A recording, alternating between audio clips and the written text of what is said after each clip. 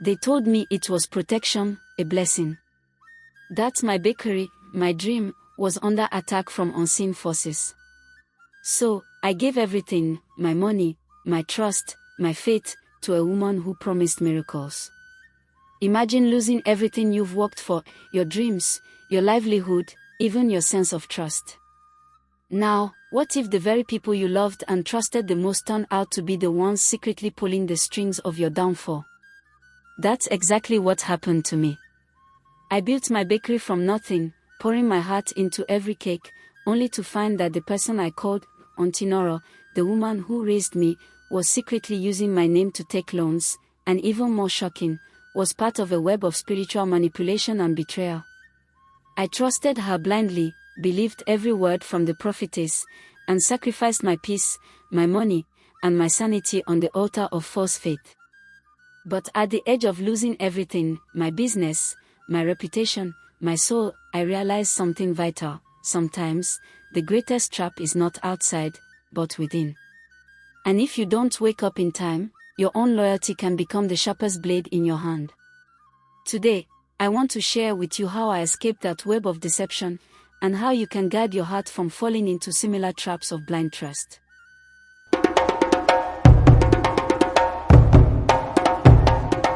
If anyone had told me that Auntie Nara would become the reason I almost lost everything, I would have sworn it was a lie. She raised me. After my mother died, it was her arms I ran to. Her house became my home, her children my siblings. She was like a second mother to me. And when I graduated from university and started my baking business, it was Auntie Nora who gave me her garage to turn into a mini cake studio. "Didi, your hands are blessed," she used to say. "You go far." And I did. My cakes became popular. Weddings, birthdays, baby showers, people began calling me Didi the Cake Queen. I started getting clients from across the state, even from outside the country. It felt unreal. Then one day, Auntie Nora told me to meet her pastor. "Didi," she said, "people are watching you. You need covering. Just one visit." I didn't think much of it. I trusted her. I mean, she raised me. I owed her everything. So, I went. That one visit changed everything. Blind loyalty can become the sharpest blade when placed in the wrong hands.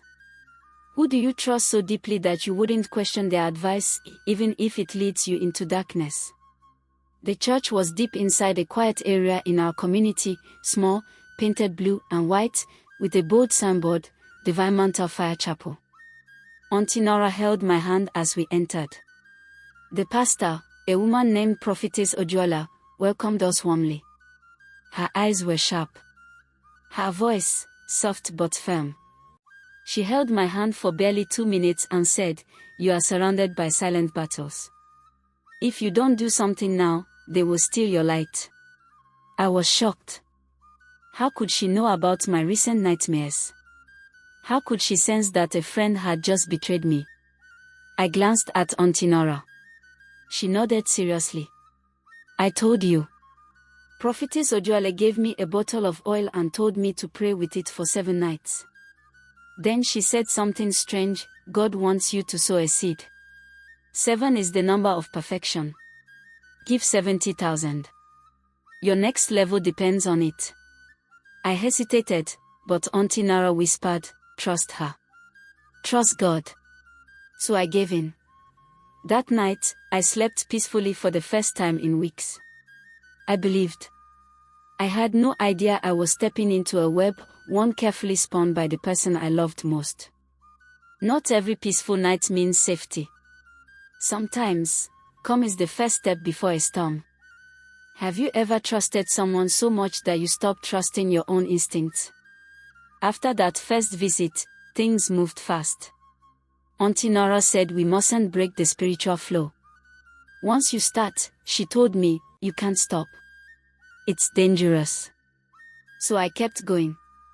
Prophetess Ojuola would always tell me the same thing: someone is fighting your destiny. She claimed there was a woman close to me who wanted my downfall, someone who smiled at me during the day and cursed me at night. The more she spoke, the more afraid I became. I began to question everyone, friends, customers, even my staff. Every small mistake felt like a spiritual attack. Every delay in order felt like sabotage. Then the request began.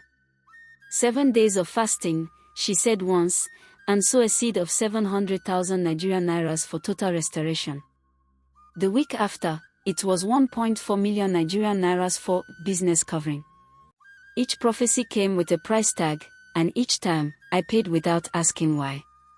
Auntie Nara would always say, "Your destiny is too important to joke with." I believed her. But the more I gave, the less I had. My business account was draining. I couldn't focus. I started rejecting good deals just because the prophetess said they weren't spiritually safe. And just like that, I became afraid of my own success. Fear disguised as faith can lead you to give up the very thing you were blessed with. At what point does spiritual advice become spiritual manipulation? My friends noticed I was pulling away. Even my assistant, Coco, asked if I was okay. "You're always tense, Ma. You don't laugh like before." She was right. I had become suspicious of everyone. I didn't bake as much. I no longer accepted cake orders without calling Prophetess Ojola. Each time I called, she told me to wait or pray more or avoid that client. It was like I couldn't make any decision on my own. One morning, a client from Abuja offered to partner with me and open a cake school. It was the biggest opportunity one had ever seen. But the prophetess said no. She is a snake. If you sign with her, she will swallow your brand. Reject her. So, I did. I didn't even read the proposal. Later that week, I tried to visit Auntie Nora, just to talk. Her house girl said she wasn't around, but I heard her voice inside. I knocked harder, hoping she'd come out. She didn't. I stood there with a heavy heart. That night, Prophetess Ojola called me. "She has come again," she whispered. "Who?" I asked. "The one who wants your crown." She didn't say more, but my heart began to beat fast. Was someone really out to destroy me? When you hand over your mind to someone else, you lose the power to think for yourself. How do you know if your protector is actually your captor in disguise? I stopped sleeping well. Every night felt like a battle in my mind. Who could I trust? Who was the enemy? Was it Coco, who always smiled? My cousin Karim, who helped with deliveries? Or was it someone closer? Then one evening, Prophetess Ojola called me with a strange warning. "The enemy is in your house," she said. "A woman. She hides her jealousy well. She wants to replace you." My heart jumped. I thought of the only woman who had access to my home, my cousin's wife, Rina. Rina was quiet, respectful, and always helpful. She even cleaned my baking pans without being asked. But that night, I stared at her differently. I remembered how she asked for help with her hairdressing business weeks ago. Was that her plan? Get close and then take over. The next morning, I told her coldly, "I don't think it's wise to mix family and business. You should focus on your home." She looked hurt but nodded politely. I didn't care. I was protecting my destiny. Later that week, I saw her carrying her baby on her back while pounding yam in the backyard.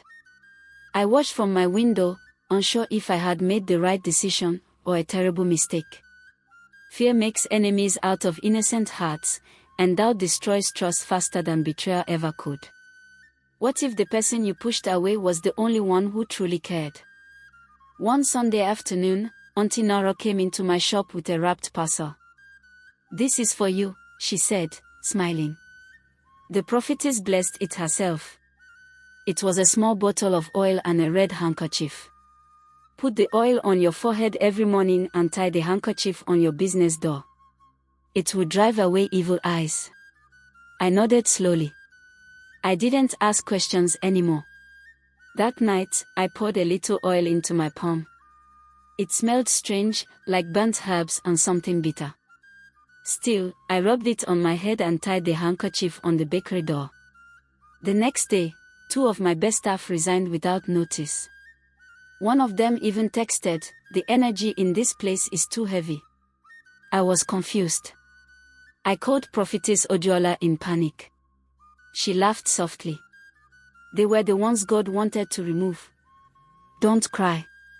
God is cleaning your path." But things didn't get better. Orders started slowing down. My generator broke down twice in 1 week. Even the cake batter started curdling without reason.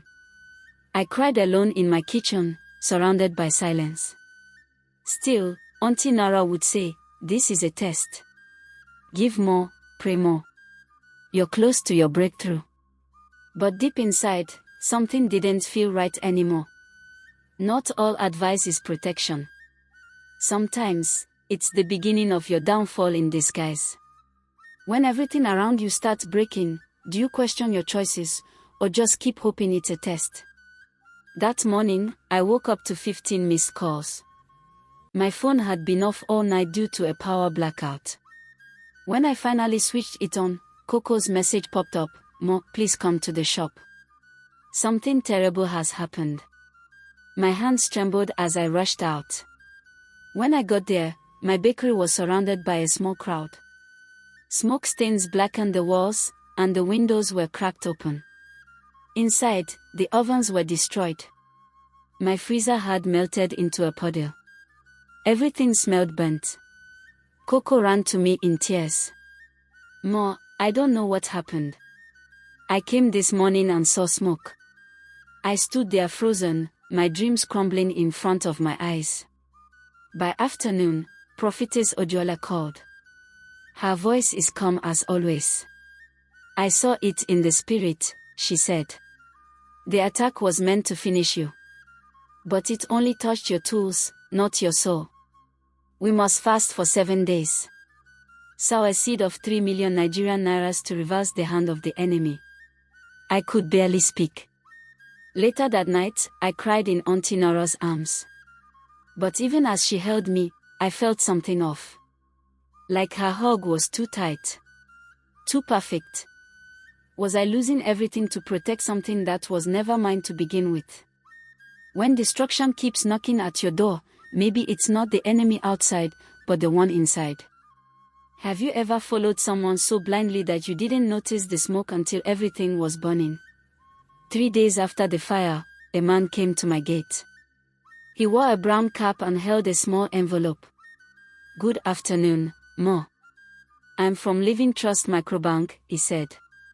"You're late on your repayments for the bakery loan." I blinked in confusion. "Loan? I never took a loan." He opened the envelope. "This document shows the loan was taken 3 months ago. 50% have been used. The account is in your business name." My heart sank. I flipped through the pages, and there it was, my signature. But I never signed anything. I called my bank manager in a panic. He confirmed it. "The loan was processed under your name, with all approvals.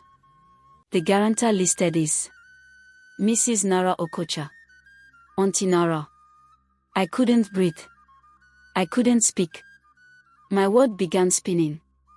I ran to her house that evening. She opened the door with a smile like nothing had happened. "Didi, what is it? You used my business to take a loan?" I asked, shaking.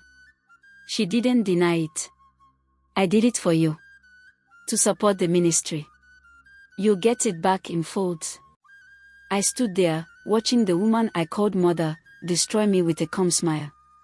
When love becomes control, and support turns into sabotage, betrayal wears the face of family. How do you fight for your life when the hand holding the knife is the one you grew up kissing? I stopped going to the church. After the loan scandal, I stayed away from everyone. I closed the bakery indefinitely and spent my days staring at the ceiling. I couldn't eat. I barely slept. Then one evening, Prophetess Ojola herself came to my house. She didn't knock. She just walked in like she owned the walls. "My daughter," she said, smiling, "you are letting the enemy win." I didn't answer. She walked around my living room, her eyes scanning every corner. "This battle is spiritual. It's not Auntie Nora. It's not the bank. It's a jealous ancestral spirit. Your mother's bloodline is full of envy. That's why they blocked your star."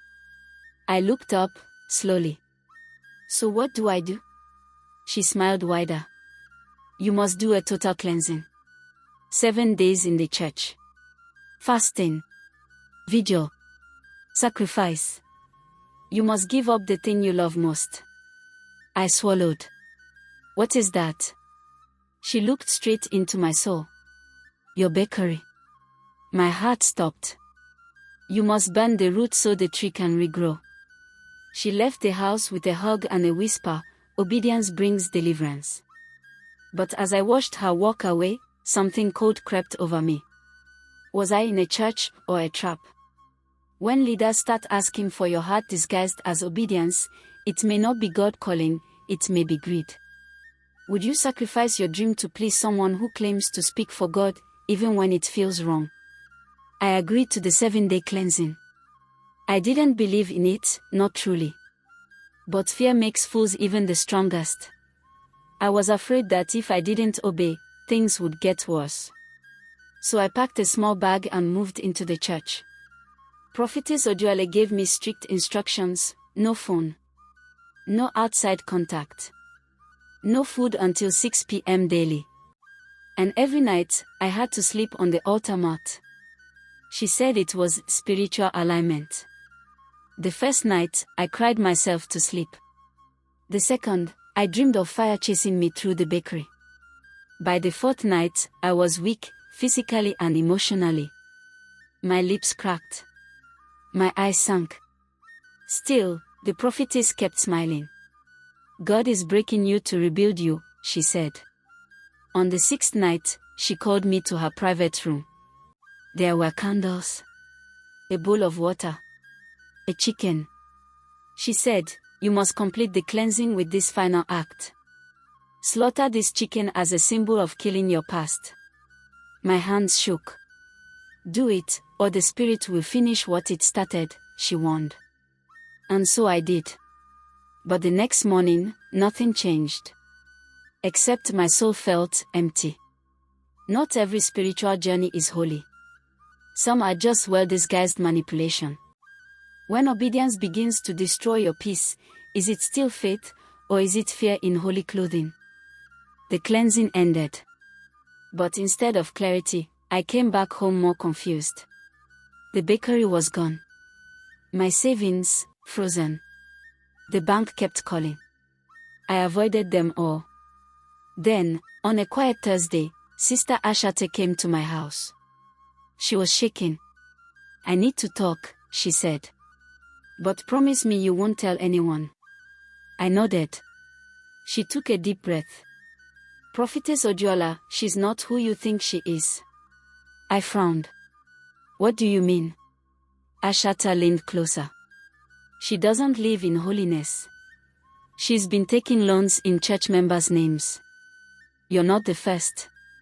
Auntie Nora helped her with the papers." I felt my stomach twist. Ashata showed me photos, voice recordings, even receipts of transfers made from my bakery's business account to the church's private projects.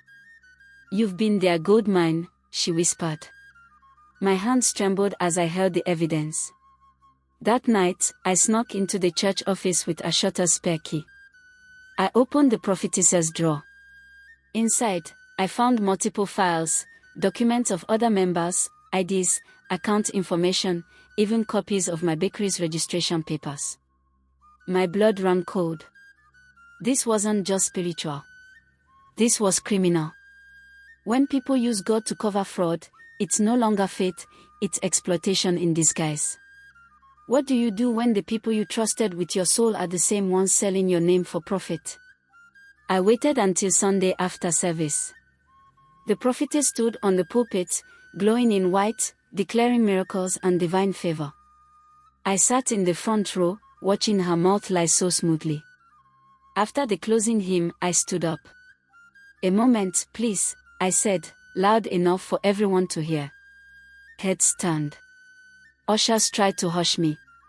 But my voice didn't shake. "Before we all shout, Amen, does the church know how Prophetess Ojuola uses our names to take loans?" Gasps echoed. The prophetess froze. "Didi, you're not well. Let's talk privately." I raised my hand. "No, Ma. Let's talk now." I brought out the documents. "Here's proof she used my bakery to collect 3 million Nigerian nairas. My bakery that burned mysteriously. And she wasn't alone. Auntie Nora signed as guarantor." The room fell silent. Faces turned to her. I continued, "And I'm not the only one. Ask Sister Remy. Ask Brother Danjuma. Their names are here too." People stood. Mamas turned into shouts. The prophetess stepped back, clutching her Bible. Someone screamed, "Police! Call the police!"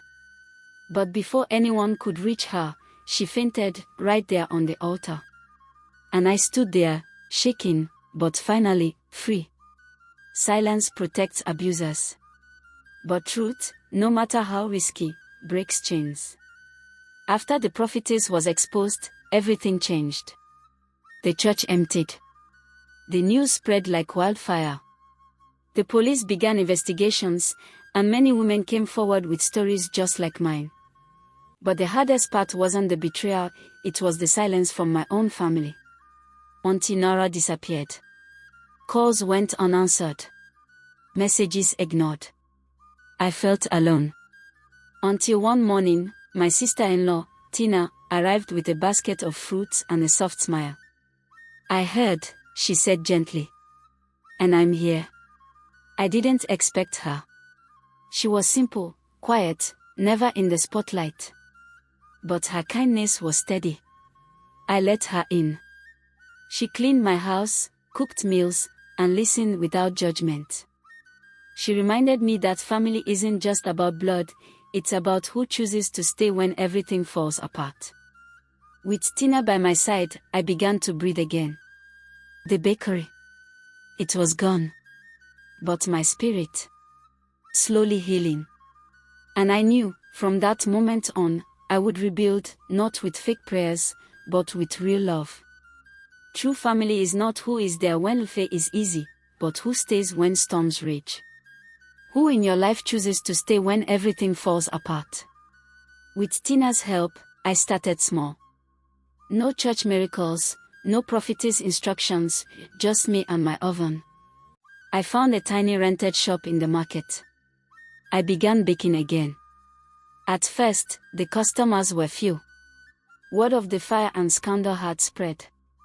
But I baked with honesty and love. Slowly, people returned.